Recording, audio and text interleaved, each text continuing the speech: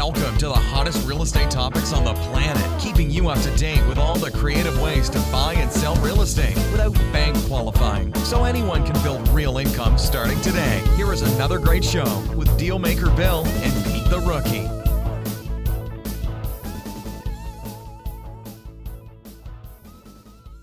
All right, here we are at another episode of Flipping Houses for Rookies. Good morning, Peter.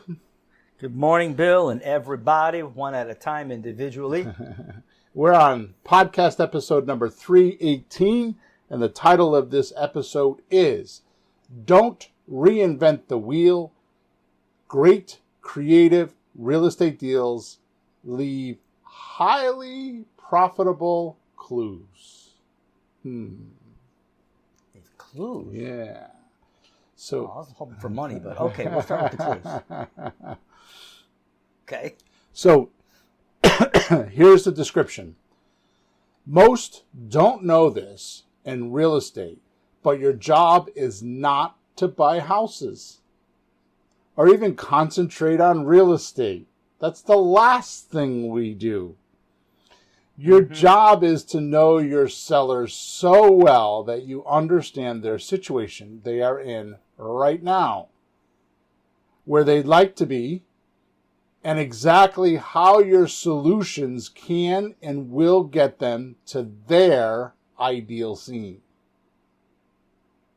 The less you're immersed in the mindset of your seller, the less creative real estate deals you will do. So how do you become a real estate seller profiler? Where you would use a special kind of methodology to get inside the heads of your seller so you know exactly what they're thinking, what deal they want to do, and what to say for them to move forward.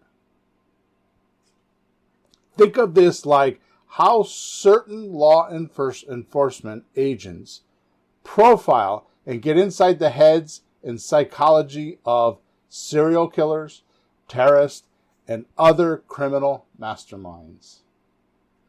And I figured if it works for getting to know the bad guys, why not use this talent to quickly understand sellers without getting a 6-year psych major degree? After listening to this podcast today, our hopes are you will quickly be able to evaluate and profile your seller's needs and wants and get more deals. True that. Amen. So why would we be talking about this in a podcast, I wonder? About creative real estate. Interesting. Well, I'm not going to spill the beans, but I talked to someone yesterday, and it's just amazing what people will tell you if you just listen. Yes. They'll tell you what's happening. Yes. They'll tell you what's going on. They'll tell you what they're trying to do, and then tell you how to buy the house. I can do that. They'll tell you how to buy the house. They'll tell you how to buy the house. They'll tell you how to buy the house. They'll tell you how to buy the house. Yeah. And it's easy to forget, too. Start like, well, if I did this, how about if I did this? Wait a minute. Why don't you ask them first? Yeah. I mean, imagine, not to screw the whole podcast up, imagine being a waitress, right? You go up to the table and you go, so do you want the steak? Do you feel like pasta tonight? Oh, you don't like pasta. Well, why don't you just ask the people what they want? Because they know they have that figured out, right? Exactly. Oh, boy. Anyways, do the podcast, Bill. All right, so let's get through the housekeeping points first. So first of all, there is a surprise link, and there is every podcast. Sometimes I'm giving away hundreds of dollars. Sometimes I'm just giving away documents. Sometimes I have reduced prices for our normal products. But every week it's a surprise, and it's always related to the podcast somehow, some way. So the point of the link in the description is that you can go there and get the full something, like to help you go through whatever we're talking about on the podcast. So it's the actual materials we would use in a coaching environment or to teach somebody how to do what it is we're talking about the environment. So about on the podcast. Yep. So make sure you go in the description, you click on that link and you check it out. As well as make sure you subscribe to our channel wherever you're listening to us, whether it's on YouTube or Facebook or in whatever podcast channel you're listening to us or podcast platform you're listening to us. Make sure you actually subscribe and leave us a review. That's our report card. We like to see if we're doing good, if we're doing bad, and if you want more, if you want less, or whatever it is you want to do, so we don't have to fly blind like we're talking about. Blind. Instead of exactly what we're teaching about sellers, we're doing with you. Guessing what. Gee, I wonder what they want to hear in the podcast. Exactly. Maybe they'd like to hear this, Exactly. And because we need the report cards for our wives. Oh no, I don't need a report card for my wife. Her report card. What, your mom's still looking at your report card? No. My wife just wants to know. The only report card my wife has with me is I want this, and if I can buy it, I'm good. If I can't, then I start getting the interrogation. What do you mean we can't buy this? Why? What's going on? Get the evil eye. What's going on? Get the evil eye. Yeah, no, it's worse than that. My wife is an interrogator. My wife. Oh yeah, I know. My wife should work for the CIA on getting people to talk. Because there will be nobody on the streets, any criminals left. Brutal. She is brutal. Anyways, the last thing I want to say is that we record this podcast every Thursday morning. I say we've been doing it for 319 weeks, so there have been changes in there. But every Thursday morning, 9:30 Eastern Standard Time. If you would like to be part of the podcast and ask questions or make comments, you can go to either Facebook or YouTube, and you can just type in Flipping Houses for Rookies, and you will find us live at 9:30 on a Thursday morning. I have a big screen in front of me, and if you post a comment, I can see it, and I can answer. Please only ask questions pertaining to the podcast, because I don't want to throw the mojo of the podcast off. If you have other questions about anything else, about creative real estate, I answer all my own support tickets. You can just go to flippinghousesforrookies.com. In the top right-hand corner, there's a support ticket. I'll be glad to answer your question other than what we're talking about on the podcast. Okay? So, with all that out of the way, let's get down to business. So, This may seem unusual for me, Peter, but... Yeah, no. But nothing seems unusual for you. But go ahead. But I constructed this entire podcast episode around this one sentence. Okay. So that is unusual for me because if you know me, I can't talk that short. Everything's long. Oh, I'm sure you won't. Winded with me. You're going to take one sentence and make a book out of it. Go ahead. There you go. Here's the sentence. What do they want more than anything when selling real estate? I'll repeat it. What do they want more than anything when selling real estate? Now, I know that in many podcasts prior to this, I keep telling everybody that you don't need a script. I've become anti-script. This is later in my life because prior to my life, I was in the herd like all the rest and said, oh, scripts. I've decided to go anti-script. I'm in the dark side now. So my philosophy is when you're talking to somebody, if you just get their price, what the payment would be, whether it's a payment from your seller in creative real estate or whether it's a payment from your private money lender or where you're going to borrow money from, you need to know what the payment's going to be. And duration, how long you're going to be able to make payments, and deposit if the seller talks about it. Right? Now, just a side note on the deposit, I've been doing, we have a group in WhatsApp. If you go there, you can find it. If you go to WhatsApp Messenger, you can find us called Let's Talk Real Estate. That's the name of the group, Let's Talk Real Estate. It's a public group, doesn't cost you anything. And I've been posting in there for several weeks links to watch me make seller calls. So I've been making my own deals on software, which we have created called Creative REI Reply. It's a new software. We partnered up with REI Reply and we get leads from there and I show you how to use it and all that kind of stuff. So it's a whole different world for me. But my point in giving you all that little dissertation there is that I always tell you, ask what the price is. So I say, Peter, what are you asking for the house? And then I tell you, well, then you just ask why. Today, I'm changing that. And here, I'm not changing it. You should always ask why. So, Peter, you're asking $300,000 for the house. Why? How did you come up with that number? Right. But here's what I'm going to add to the toolbox. There's 3 things you should know. And you can plug these in anywhere you want in this formula, whether you're talking about price, payment, whether you're talking about duration, or down payment or deposit. And here they are. Yeah.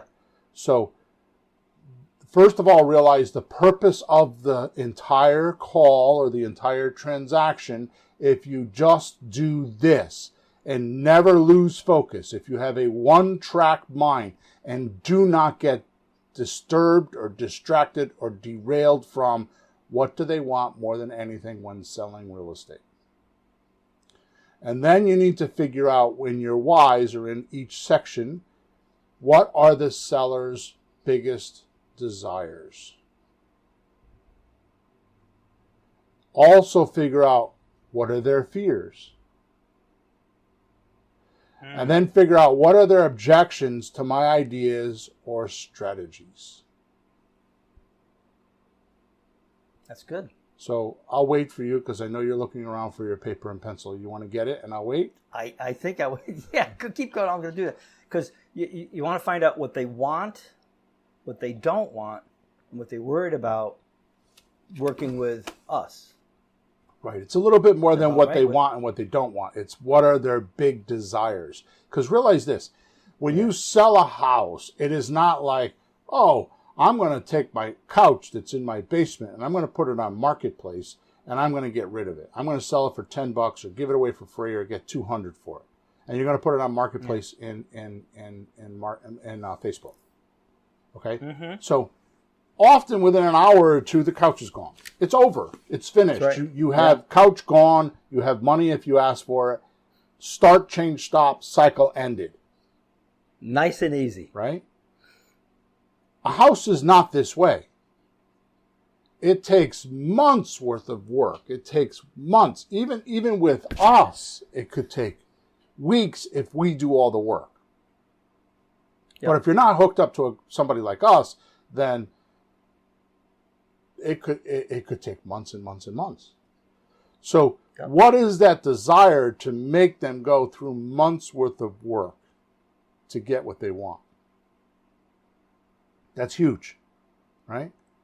And then the fears, like what are they afraid of during this process? What do they think is going to happen? I'll give you an example of that. Like, well, I'm going to get a contract with somebody and work with them for 2 months, and then all of a sudden, the day before the closing, they're not going to be approved and won't have their money, and the deal falls apart, right?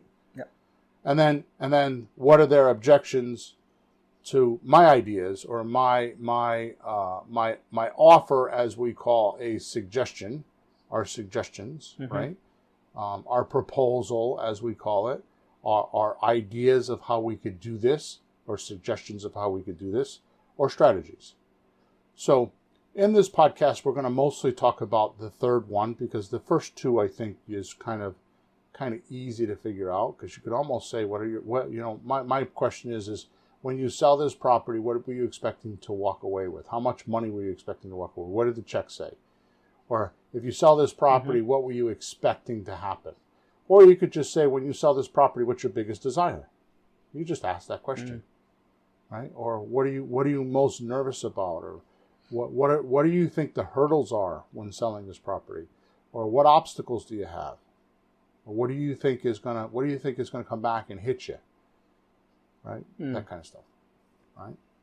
Yeah, those are good questions, because I'm glad you did that, because it makes sense what you're saying, but like, exactly what do I say? And you've had some experience coming up with just a nice sentence that you don't have to use it like a script. Right. You just have a few things ready that you could just say to somebody. So you're not going, how do I ask them? Because we can be pretty stupid on this end. Like, I know what I want to ask, but what do I say? You can get weird. So those are good questions. Good. So quite honestly, if you don't figure out these three different things quickly, you just get canceled from your seller. You know, today's culture, they just cancel you. What that means is they ghost you, they disappear, they pretty much cut communication with you. They don't allow you back into their world. That's what it means to be canceled. And if you do figure these three things out, you'll have a massive, massive advantage over 99% of all the other people trying to buy the property, because you'll understand them. It's more than money. See, the unfortunate thing about the realtor system is it's all about money. You know, I've talked about this in other podcasts. One of the saddest things in the world for me to see is that the realtor system has a code of ethics, and one of the codes of the code of ethics is that you don't reveal your client's motivation. So that could be your buying client, or that could be your selling client, right? And they feel like if you did, you would take advantage of the client, the buyer or the seller. Which in true fact just completely, absolutely, totally cancels the whole deal. Because money can't fix everything. Right? I mean, proof of that is somebody wins the lottery and 2 years later they're broke and they have, $200,000 worth of debt. Money didn't make them happy, didn't make them a better person. It didn't make their life the way they wanted it to be, right? How many times have you heard people, children of very wealthy people commit suicide, or lose the fortune, right? So obviously money can't fix everything, right? So... No, that's true. That's true. So it's unfair that the realtor system is all based off the money.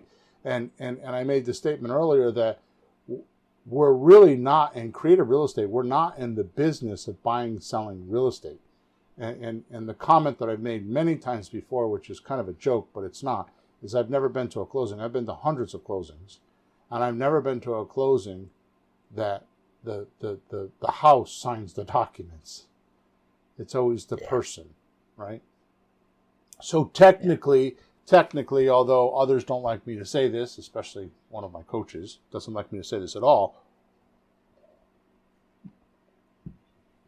we're really in the paper business, right? The paper that controls the property, like the deed controls the property, and the financing controls the property, right? Or lease options control the property.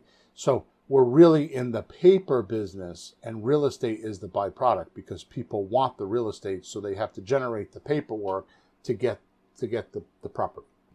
So technically, in the creative real estate business, we're in the paper business. With that said, and I'm kind of babbling right now, I'm kind of on a rant, but with that said, what happens is the house has nothing to do with the deal at all. The condition of the house, any of it, as long as the person buying it loves it and the person selling it wants to get rid of it, then you have a deal. Those are the formulas. So it's the mindset or the feelings or the personalities of the players in the game that make a difference. Right? Yeah, and I've seen some of the houses you sold that weren't renovated at all.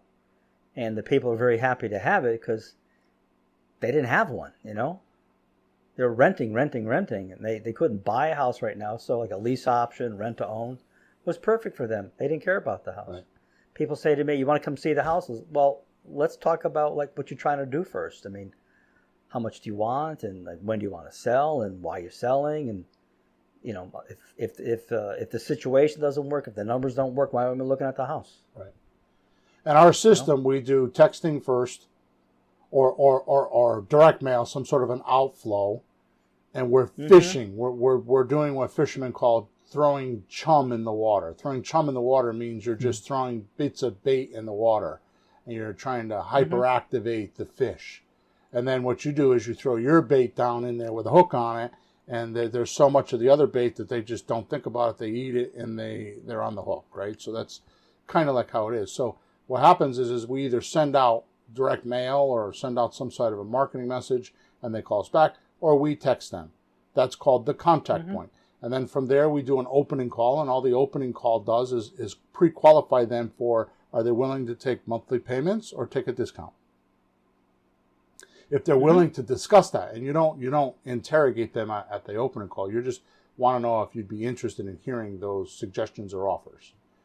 Would you like that proposal? And if they say yes, then they go to the closing call, and the closing call is where you do all the work. That's where the offers are constructed. That's where you're testing their willingness. That's where you're checking to see if they're motivated. So they have to pass the motivation test on the closing call, like they're willing to accept your ideas, like monthly payments or a discount, and then they move on. At that point, we send them what we call a memorandum. They sign a non-legal document saying that they do agree with the conversation we had on the phone. Once they sign the memorandum, at that point we have a deal meeting, and the deal meeting is where we look at the house. So it's the last step of the process. We look at the house after we know what their intentions are and what they want to do, because otherwise, if you flip it around, you're looking at a lot of houses and you're not getting anything done. You're getting a bunch of non-motivated people that we call suspects. Yeah, you look at the house and you find out that either you don't want to buy it or they don't want to sell it to you. Right. And you spend 2 or 3 hours looking at the house and expenses and whatever else. Right? Okay, so let's continue. So if you figure out these 3 things, which I said, you have a massive advantage over 99% of all the other people trying to buy the property. So, oh my goodness, I had to sneeze. I don't know where that came from. Look at all the sales messages your seller is being bombarded with, especially nowadays, right? Yeah. No wonder why it's hard to buy deals today, because of all the sales messages, because there's so many of them. Yeah. Funny one. You've seen this before, but we'll go in a house and they'll show us like other letters or postcards they've gotten. The house I saw last week, the guy showed me like, see, here's the letter you sent me. This is a good letter. That's why I called you. You want to see this? He pulls out a postcard. These guys, he tore it up in 15 pieces and gave it to me. I said, I'm going to give it to my wife who writes the letters. This stuff is useless. But he ripped it up for me. Yeah. Here. He didn't like the other people's message. No. And on top of that, the house is worth almost $300,000, right? Yeah. He got an offer from these postcard people of $205. Yeah. It doesn't even cover his expensive anywhere near. It's like an insult. So to your point, which I didn't think of today. I didn't think of until you just said that. So to your point, so what we're talking about today is the way we're gonna communicate to the seller. We're gonna communicate and get their reality. What do they agree with? What do they think is real, isn't real? What's their acceptance level of all of this, right? So the important thing is today we're gonna talk about talking to them. But you bring up a valid point, because a marketing piece is a communication device. So how do you talk to them? And their call to action is their response to your communication. So if you're communicating them correctly, their call to action is their answer, is their acknowledgement, is their, yeah, I agree with you, Pete. What can we do? And they're not. They'll at least talk to you. And they're not. They'll talk to you. Communicating to you is their disagreement. It's silent disagreement that this guy's nuts. Just like what this guy said to you. He ripped it up, and the guy that wrote the postcard has no idea how far off he is. All right. No, and right out the gate, you don't even get to start. You don't. The gate opens, the bell rings, and your horse is sitting there.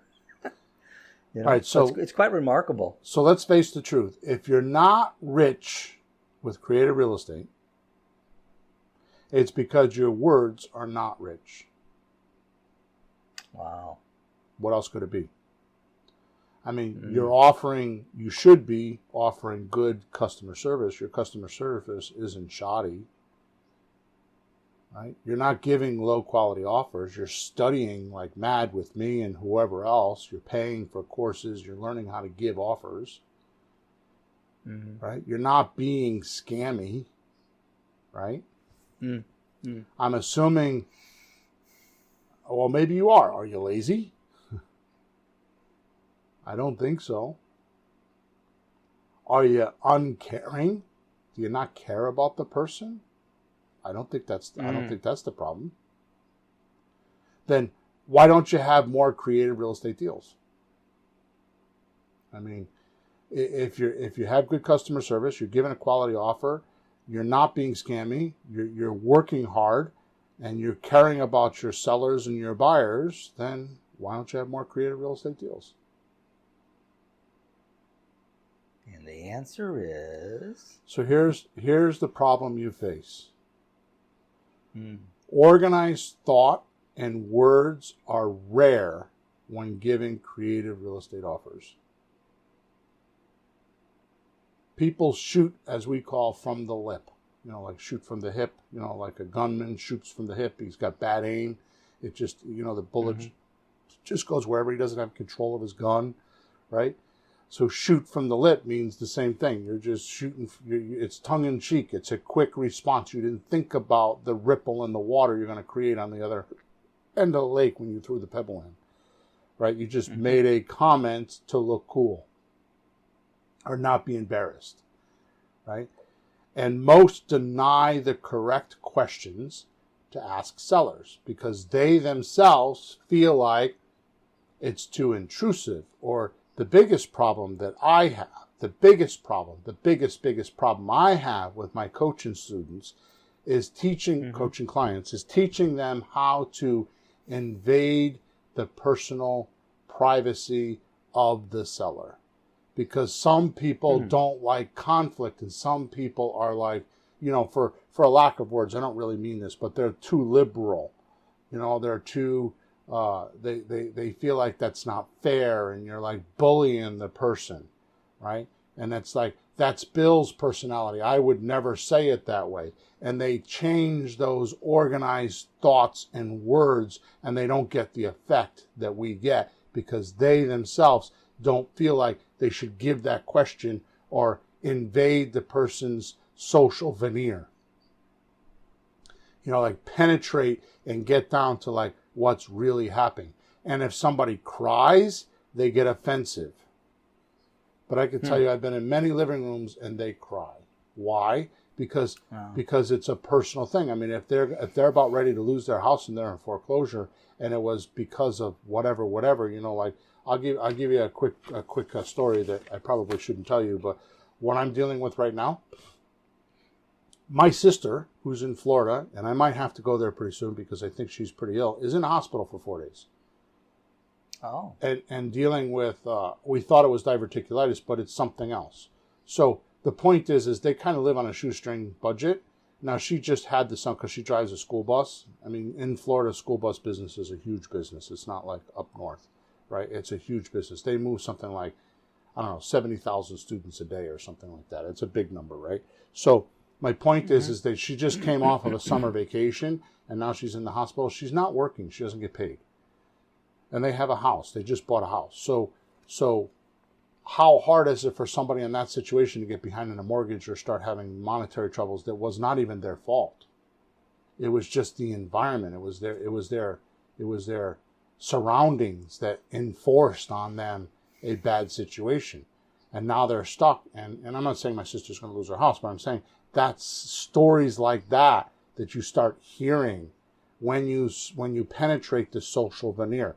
And veneer means a thin layer of something, like veneer on like furniture. It looks like it's real oak, but it's just a eighth of an inch veneer, but underneath it, it's actually particle board, right? So when I say social veneer, it just means somebody's temporary personality to look like, to the social aspect, they look like they're doing well when they really aren't. Just beneath that, they're a total wreck. Mm-hmm. So being able... Sure, yeah, somebody how they are. They go, oh, good. Yeah. They're not. Yeah. Oh, good. How are you? Good. Yeah. They're not even talking. Yep. So most deny the correct questions to ask the seller to actually penetrate this social veneer or get in and find out what's really going on. Right? That's a big problem. Wow. This is like the enforcement agent, chasing a serial killer, or a terrorist not having a murder book, right? So they're chasing this serial killer or terrorist, right? And not having a murder book to keep all of the facts of the case. Now, kind of a weird scenario, but if you go to Prime TV, right? There's a series on there called Bosch, Bosch, and he is a detective in L.A. and he works on the cold cases. And this is kind of where I got this from, because I love Bosch. I've read all of his books multiple times, and then they came out with the series, and my wife loves it, and everybody that watches it. It's a great series, right? So cool. Bosch. A great series.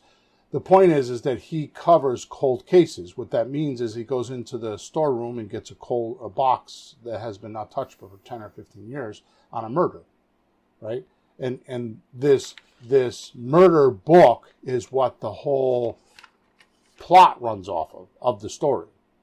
So it's a great example of what I'm talking about here. It's like, you know, if things are not entered into the murder book, you don't have clues, and data is scattered, and it's not organized, and it's hard to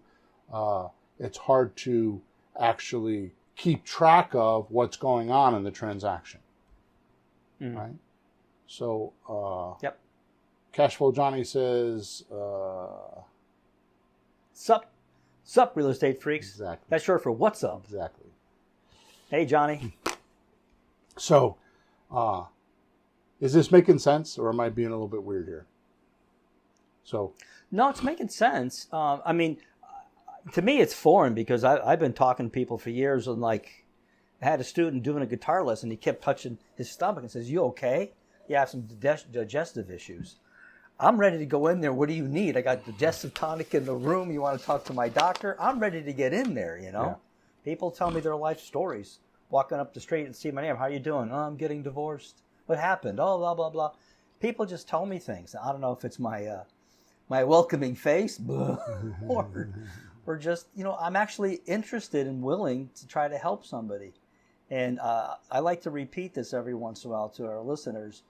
I know, because it's happened for me, I got into real estate to make money. I don't know about anybody else, but I thought it'd be a nice way to make money. I wasn't looking like I can screw people to make money, but I want to make money. Turns out you have to help somebody to make money. Yeah. You know, I was a waiter. What do you want to eat? If I didn't give them what they want to eat, we'd close down. You know, so you have to ask people. You have to find out what they want. I think we did that on the podcast number 317 or 316. I think it was 317. Was Earl Nightingale said, "The more people you help, the more wealthier you'll become." Yeah.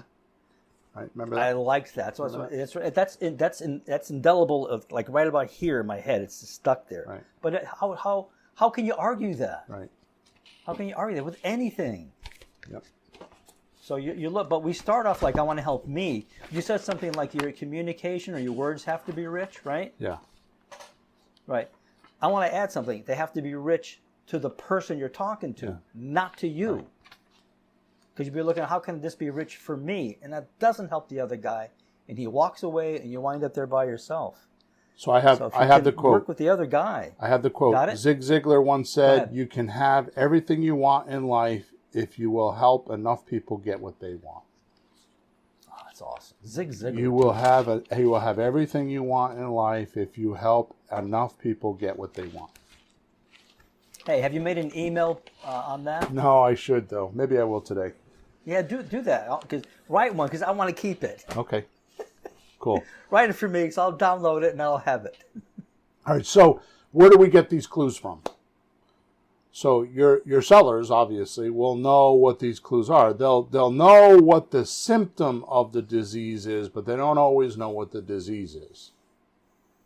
Mm-hmm. So be careful of that, because they could be telling you what the symptoms are. Like, for example, I don't have money is the symptom, right? I can't buy your coaching bill because I don't have the money. That's the symptom. It's not the disease. The disease is, what are you doing with your time? What are you not doing with your time? What are your habits like? What are your habits like that get you no money? There's the disease. The disease is, what do you do every day? You know, are you more interested? Are you more interested in relaxing or getting achievements? or getting goals. Yeah. Right? I had to work in that recently because once in a while I work with people helping people. And they'll say, oh, I have trouble with relationships. Oh, I can help you with that. Wait a minute. Why do you have trouble with relationships? Mm-hmm. Why? Why can't you fix that? Right.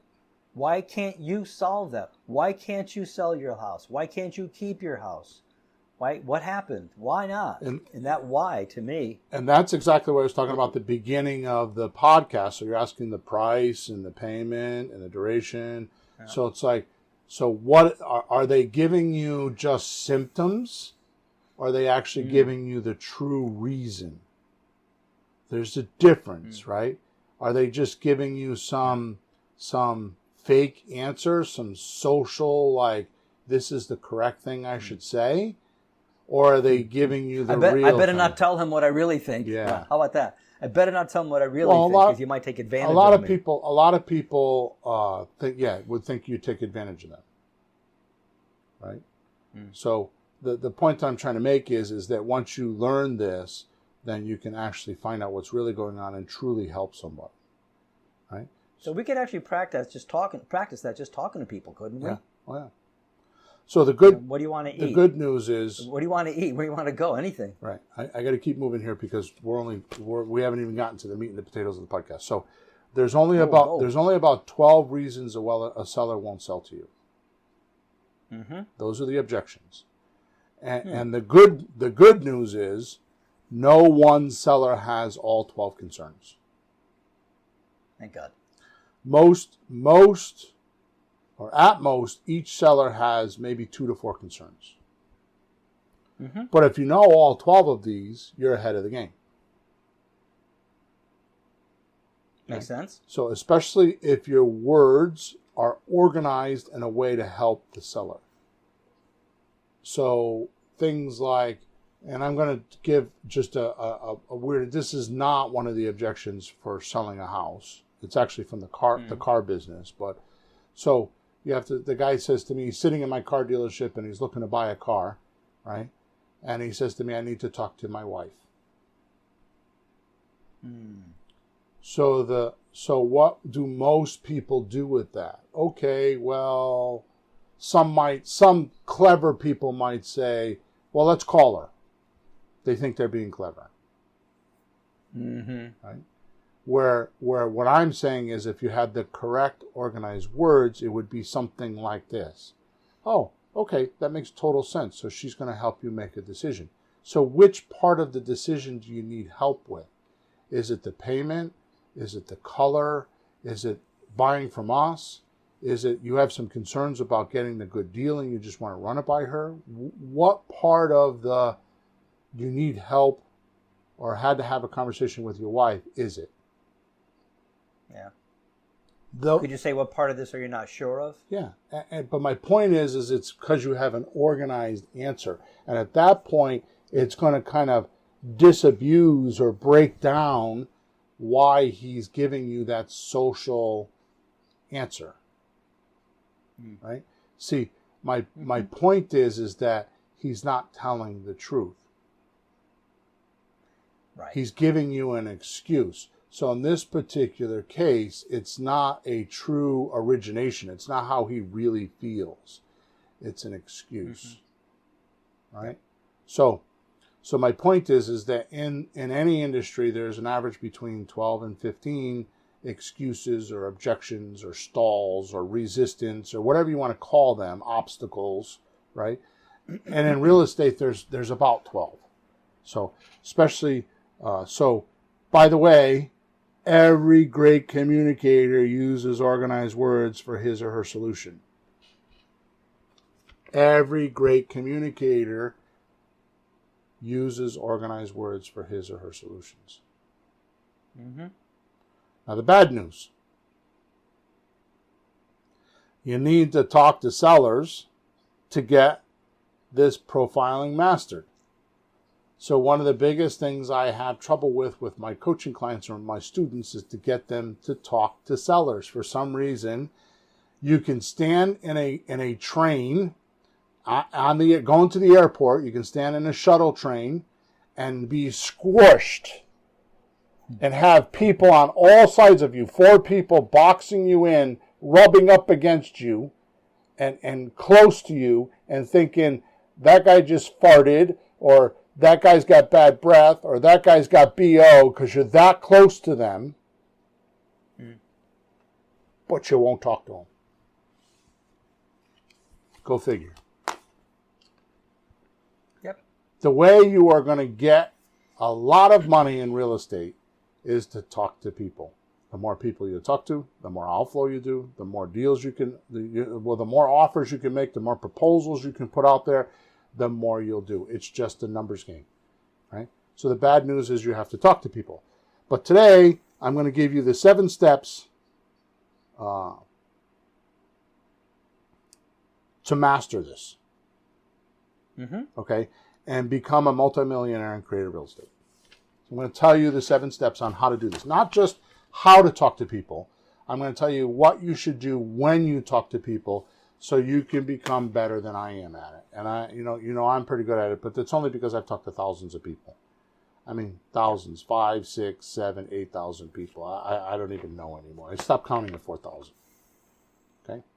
So these are the steps in profiling your seller perfectly so you can engage properly and help your seller the most possible way you can. You'll become a specialist in helping people using creative real estate if you do these things. So here's the first one. You need to identify and write down every question or concern the seller has that you did not know how to deal with while talking to them. And you'll know this because they'll give you some sort of blah, blah, blah. Like, I need to talk to my wife. And it's like this really unique concern that you didn't know how to deal with it. Yep. Another one is, I need to talk to my wife is not one of them, but one of them could be, I need to talk to my lawyer. More in real estate. That it sounds like a good excuse. Yeah. Right? When really what that means is what you just said, I didn't understand, I needed somebody to interpret it for me.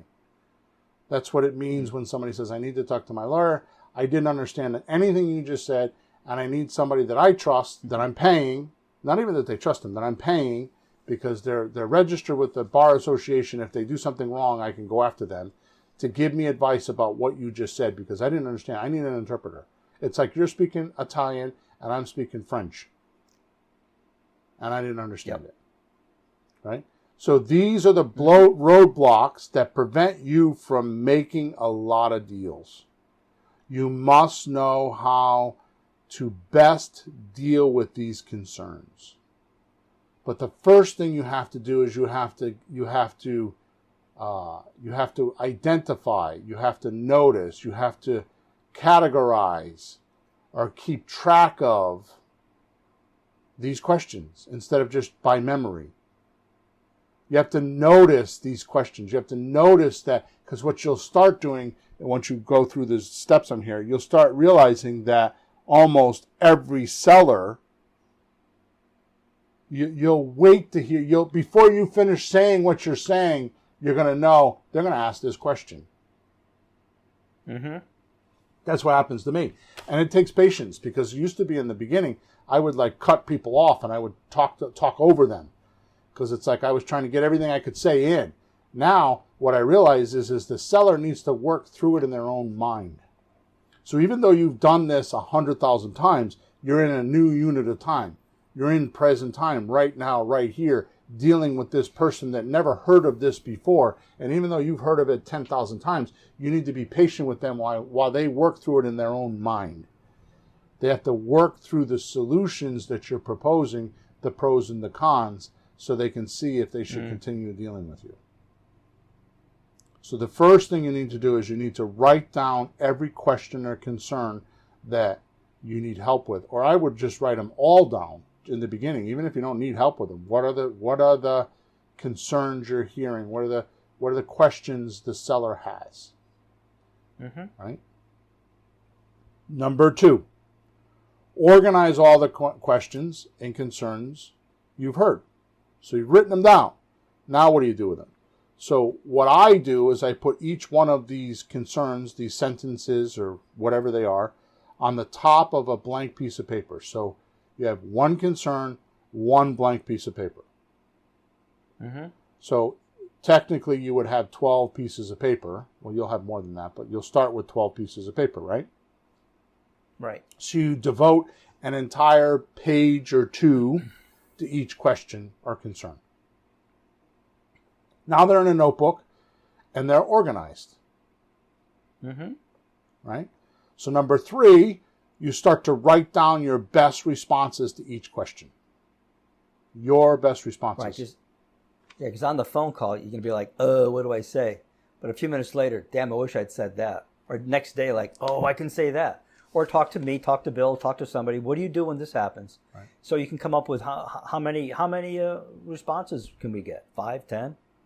As many as you need. I'm going to go over that in a minute. So you start to write down your best responses to the questions. After you've written down your best responses, write a second, write a third, write a fourth. I can promise you with all of my life, or on the life of my children, how's that? I can promise you, the more you work with the questions, the more answers you get. And I only know this because I am not somebody special. I'm just actually a dumbass. And I mean that. I'm not making fun of myself. I'm not self-degrading myself. I'm telling you, I call myself a dumbass because I like things simple. I don't want to remember a whole bunch of stuff. I want to have my simple processes and know what they are. So one of the things that I do is obviously this podcast is proof of that. We've done 318 podcasts on the same subject, creative real estate. I have to keep writing over and over and over and over the same topic.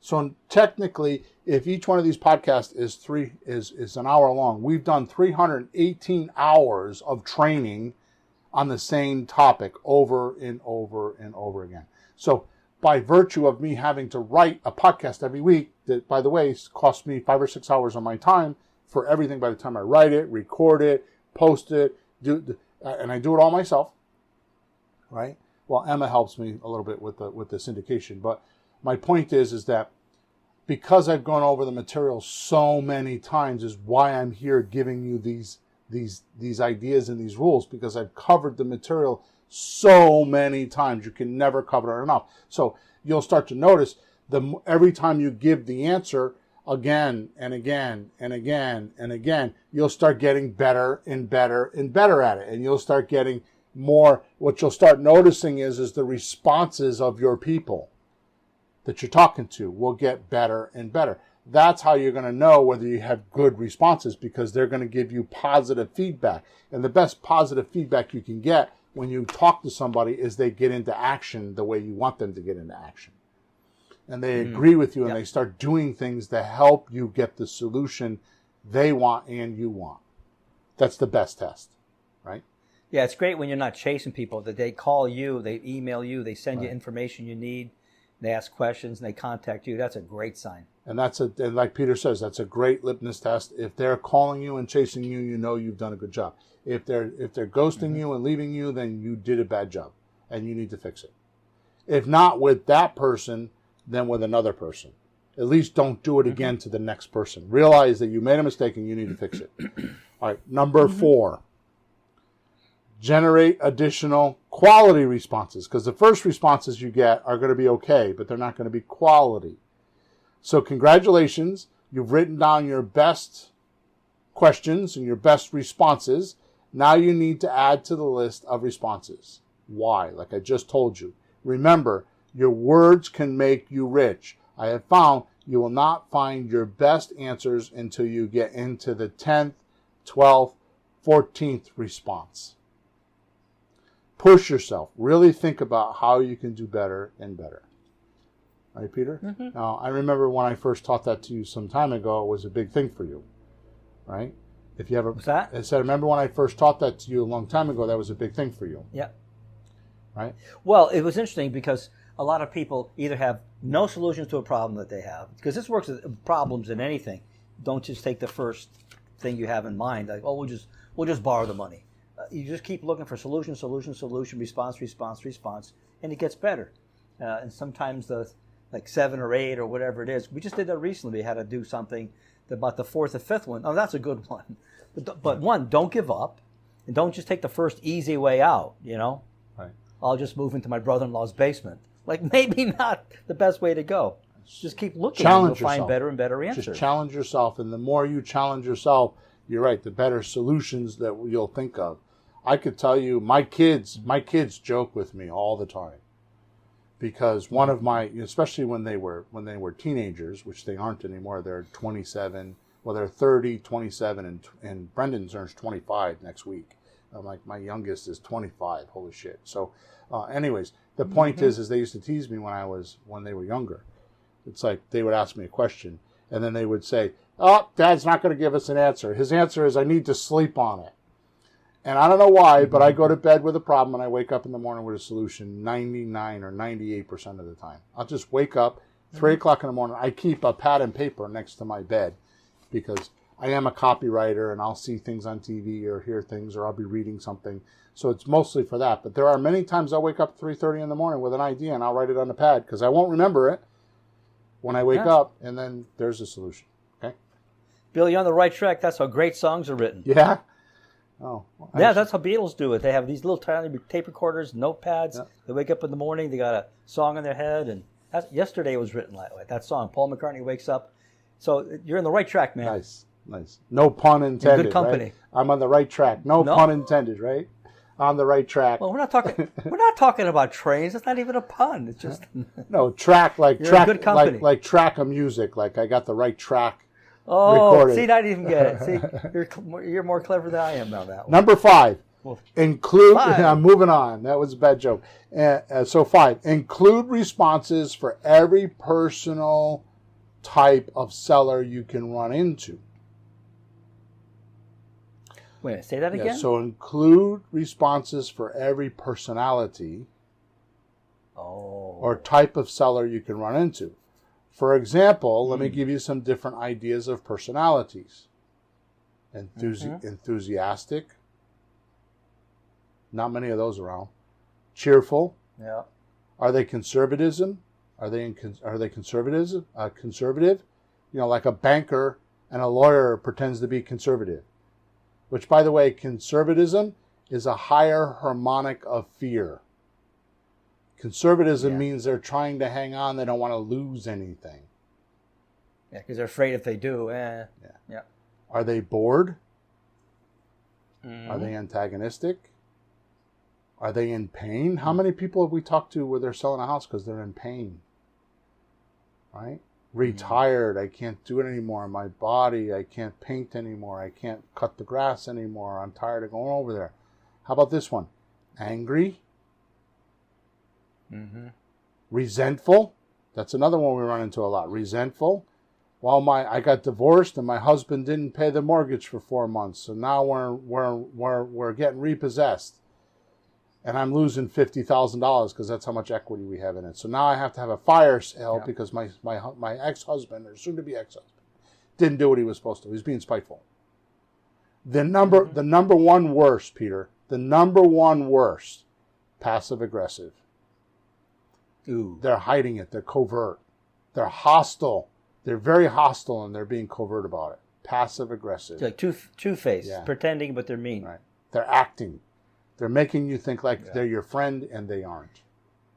Yeah, you know what? When you see somebody who's enthusiastic, probably not, because not too many of us are that cheerful in this world. Exactly. They're probably just a two-faced faking it. So be careful on those. If they really are, you're lucky. If they're not, you're in trouble. Be careful. Right. How about unexpressed resentment? Right? How about fear or apathy? Apathy is like, there is no hope. There's no way I can sell this house. There's no way. You can't help me. Hey, you want to hear funny? We saw that house in Berlin that was 1910 and not kept up at all. And you're talking about people being like this. I decided houses can be in these conditions as well. Because of the person. That was an apathy house. Yeah, you're right. The house was just sad and apathetic, right? Yep. Isn't that crazy? Yep. No, Then you it's get a in an great angry idea. house, things are smashed up, You broken and banged up. You got a great idea. Well, the truth of the matter is, and I don't want to get off on this because we're almost at our hour here, and I still have a couple more pages to go. But the truth of the matter is if you want to know what they're thinking, like are they angry, are they resentful, are they happy, just look at their environment, because their environment is an illumination of their emotions. It lights up what their emotions are. It's a beacon straight to what they think. And oh yeah, by the way, all of these personalities we're talking about are either they come from or are developed from loss and failed purposes. So like the resentful guy is really full of loss and resentful and loss and failed purposes. So you're just another one on the chain. You just come along, and it's possible that it's just not going to happen, and they don't believe you. And he's already mad at you. You just showed up. He's already mad at you. I didn't even do it. They don't believe that you're going to do it because so many before you have given him or her a loss or failed purposes. A failed purpose means they had a purpose and it didn't go the way they thought it was going to go, right? Yep. And what happened is because they had that experience, you're just another one in the chain link. And they don't believe you, which is the reason why you're not making a deal with them, because they know that you aren't real. They don't. If you're in cheerful and they're in anger or resentment, you're not going to match. Yeah. Because the resentful person doesn't think you're real. You're cheerful. They don't think you're real. Right? So that's a whole other podcast. The point is that's the reason why mirroring does so well when you match somebody's personality. Like if they're being resentful of the husband, yeah, I can understand why your husband, that sucks your husband would do something like that. You know what? Let's get even with him.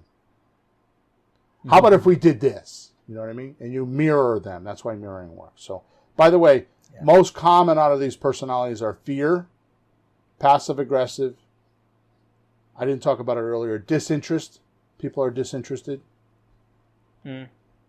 Boredom and conservatism. Those are the common ones. Are fear, passive aggressive, disinterested, boredom, and conservatism. Those are the common ones we run into. Those are the most usual ones. All right, number 6. Mastermind with 2 other on these questions and responses. Brainstorming helps you come up with great new responses. So I could do a whole podcast just on this. I will tell you, because I actually have my own coaching group, plus I help others in their coaching groups. I got a couple other people I help with, and I like to do that. It's my karma, if you would. I will tell you, without great effort, just telling you this, you go check it out for yourself. Napoleon Hill wrote in Think and Grow Rich about the mastermind group. If you want to get that was in the early 1900s. If you want to get the true theory on what I'm talking about, then read that book. You can get it online for free, right? It's Think and Grow Rich, Napoleon Hill. Go to the mastermind section. But I just pulled mine out to reread because I want to read something really inspiring. That's one of the first books. I just pulled it out, started it. Nice. It's remarkable. Good. So, well, if you're looking for a book to read, I'll tell you what you should be reading. It's called Atomic Habits. Oh, the one you were talking about the other day. Atomic Habits. Jim Clear. You should read that book. Anyways, we have found that the most powerful thing for rookies to do is to get in groups of 3. Right? That are equivalent to one another. Like all 3 of you haven't done a deal. Right? So what you should do is you should meet before you work by phone or by Zoom or something. Right? Share your targets. Like today I'm going to do this, that, and this. And then tomorrow, then go off and do your work. And then tomorrow, go again before you work, a little huddle. And they should only be 10 or 15 minutes long, right? A little huddle. And then talk about what happened yesterday. Like, here were my targets, and here's what I got. I surpassed my target. Or I didn't, and here's what happened. I was getting ready to make calls, and my computer crashed. Or I was getting ready to make calls, and my wife came in the room, and my daughter, blah, blah, blah, right? And then talk about what the sellers are saying on the phones. So start compiling your list by talking to your other 2 compadres. Now, I will tell you that if you get 2 other people to work with, the accountability will be unbelievable, number 1. Number 2, the camaraderie will be out the roof. And number 3, what you will learn from one another in this intimate group is more than anybody else could ever teach you. Plus, you should take minutes on these. You should at least minimally record them like on a Zoom or something, right? And you should write down all the things that are happening. Like if one of your compadres says that they heard blah, blah, blah, you should write that down. You should keep track of that, right? Mm-hmm. And you should do that, right? So it is highly probable that you will forget anything you don't write down in a few weeks. So make sure you write everything down, because if you don't, and I'm even weird. In fact, this morning I was just on Monday.com, because I think I'm going to start going electronic with some of my I got so much going on. I need to start keeping track of things, and Monday.com has like a progress board I'm going to start using, and I'm going to start keeping track of my deals electronically. I'm going to test it and see what happens. I don't know if I'm going to continue doing it or not, but the point is, if you don't write it down, in a couple of weeks you won't even remember it happened. Right? Number 7, we're at the hour, so I need to move quickly. What you said earlier. Number 7, interview a creative real estate superstar on what they would do. Right? So this helps you build your persuasive power to put deals together. Now, persuasive is not a bad thing. It's not like I'm telling you you're going to sneak a few drops in the Kool-Aid and try to brainwash somebody. First of all, you can't brainwash somebody. There is no such thing. The only way you can brainwash somebody is to put them in severe pain and make them unconscious, and even then that doesn't work. Okay? Same thing. Well, we better add drugs to it then. We'll put drugs on top. Yeah. That'll do. Same thing with hypnotizing. When you're hypnotizing somebody, that's the most dangerous thing you could ever do. So this helps you build your persuasive power, right? This helps you build your persuasive power to put deals together. It's not the math that makes the deals. Realize it's not the math that makes the deals. It's understanding the seller's emotions, duplicating how they feel, which means you fully understand, it's complete empathy, and putting yourself in their shoes. They will justify the way they feel about you in the math once they feel like they should do the deal. They'll just make excuses why the math works if they feel like this is the right thing they do. Right? Or vice versa. I was just going to say, by the way, this is like or dislike. It has to be the opposite. Yeah. If they don't like you, Right. Now, here's the final piece. We're right at an hour, so here's the final piece in today's wisdom. And I can tell you that if you think I fell short on giving you information today, which I hope you didn't, this is worth listening to this podcast all the way to the end. Record every conversation you do. This is extremely, extremely vital, and here's why. You'll constantly edit, hone, and polish how you talk to sellers. I still do it to this day. 21 plus years, thousands of sellers, I still do it to this day. You'll need to make every point effective. And the benefit you offer, just sing to your seller. Get the maximum out of your career. Just follow this podcast technique step by step. Make sure you go back and write down the 7 steps I talked about and implement them. Hone your conversations. Observe closely the answers. And create your own collection of success. You're making your own script. Much like the famous sports guys do. Write your own playbook. You'll be amazed at the success it will bring you and your family. Real quick story. I obviously smoke cigars. I talk about it all the time. Tabucky Jones, who is a ex-Patriot player, NFL, won the Super Bowl. So I smoke cigars with this guy multiple times a week. He's actually a nut, to be honest with you. His place is called Lounge 34 in Berlin, Connecticut. He owns a cigar shop. If you ever want to go see him, it's Lounge 34 or 34 Lounge, one or the other. It's at 126 Mill Street in Berlin. If you want to go there or call him or whatever, he's there all the time and loves to talk about football or any sport. Right now he's been doing golfing. He was playing basketball for a while. He's just a complete athlete.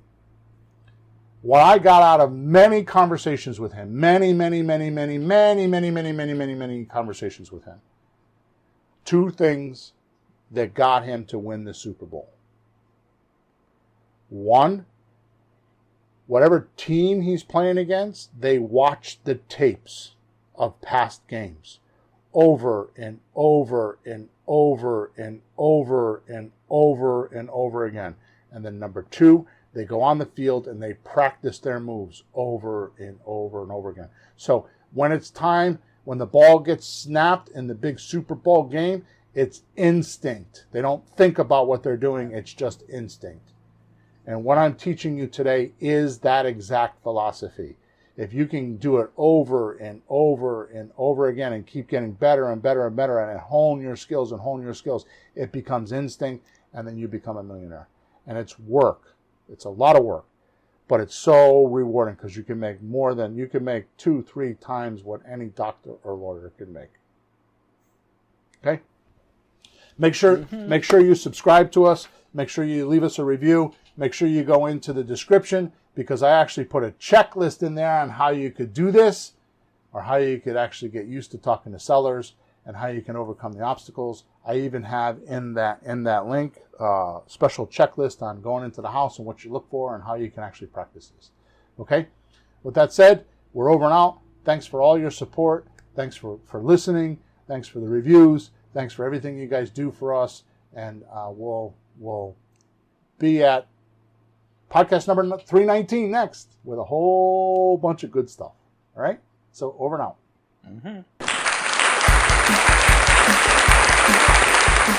Thanks for tuning in to the hottest real estate topics on the planet with Bill and Pete. If you want to continue learning how to buy and sell real estate without money or credit, head over to flippinghouses.club for some cutting-edge real estate wealth tools. Or contact us at info@flippinghouses.club.